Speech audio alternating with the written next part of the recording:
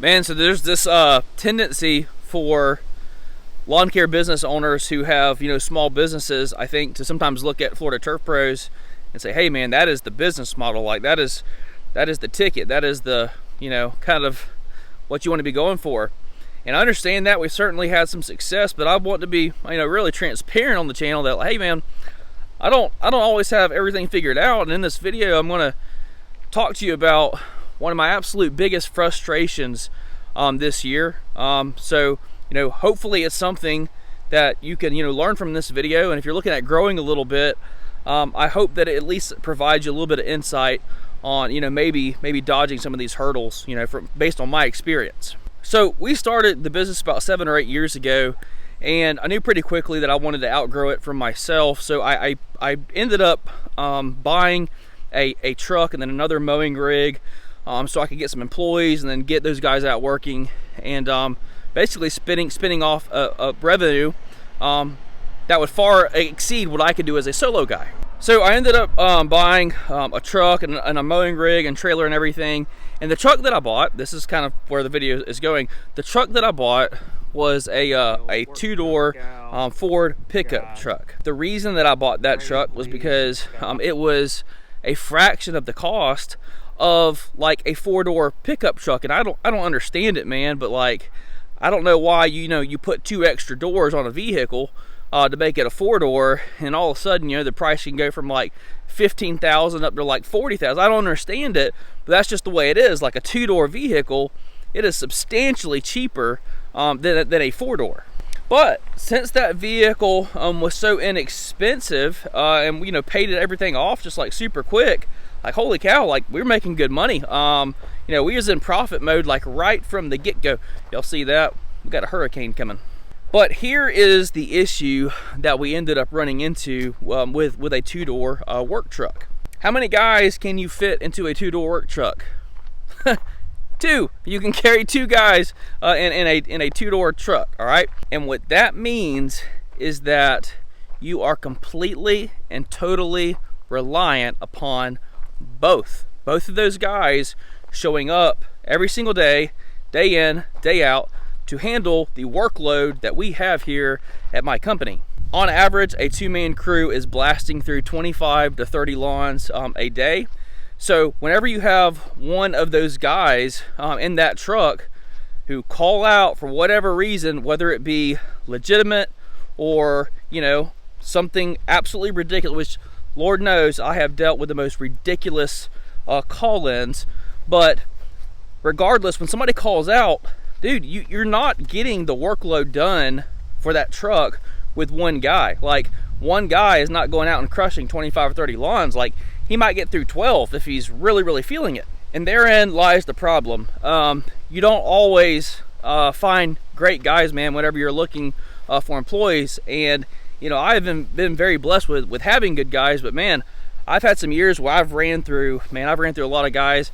And this year was kind of like one of those years where I went through a couple guys, man, and it was just because of the silly call-ins. We just expect everybody to be responsible and handle their share of the workload, and when people just are calling in, it represents a major problem. So where I'm going with that is a 2-door truck.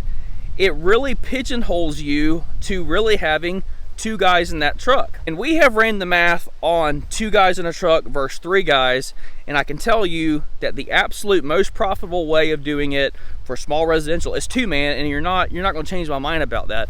There are just some inefficiencies baked in there with 3 guys that you don't have with a 2-man crew. So while a 2-man crew is the most profitable, you have to have those guys like on autopilot. Like, they have to be rock stars, both of them. And again, this was one of those years, man, where I was just like, I had to go through a couple guys, and it was very, very frustrating. So what is the solution to that? Okay, and I've racked my brain on this, and here's what I've come up with.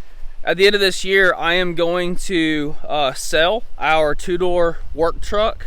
I'm going to get some cash out of that, and we're going to move to a 4-door work truck. Okay, furthermore, the standard crew will no longer be a 2-man crew. It'll be a 3-man crew. This way, if we do have a guy who calls in for a legitimate reason or an illegitimate reason, well, at least there's 2 more guys in that truck that can still go out and crush the day.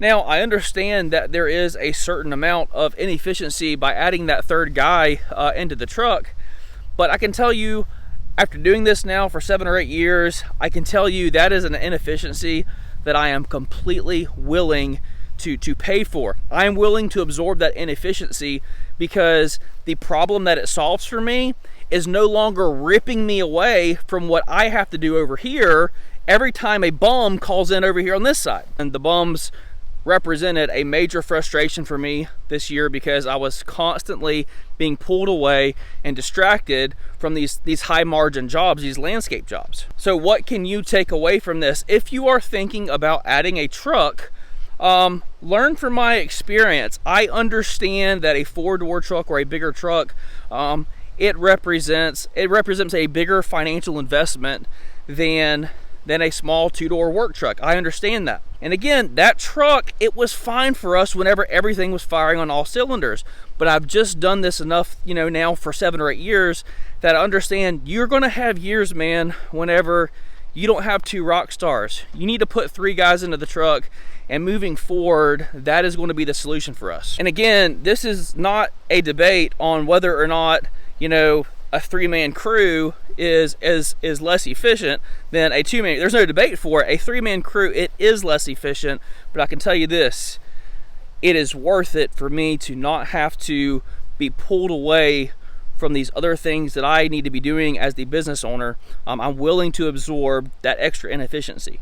No doubt there are things in 2024 that have frustrated you about your lawn care business. If you don't sit down and make the hard call of making that investment in that truck, hiring that other person, getting rid of that problem client, or whatever it is, if you're not willing to do that, you're just going to be in the same position like I've been for 7 or 8 years. And here's what would happen.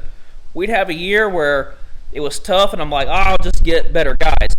The next year would roll around, I'd get 2 guys that were just absolute rock stars, and it's like, this is absolutely perfect. 2-man crew is the way to go.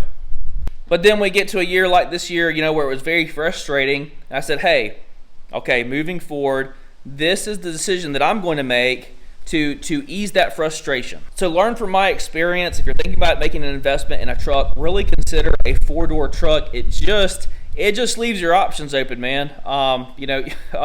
You carry more people, carry more tools.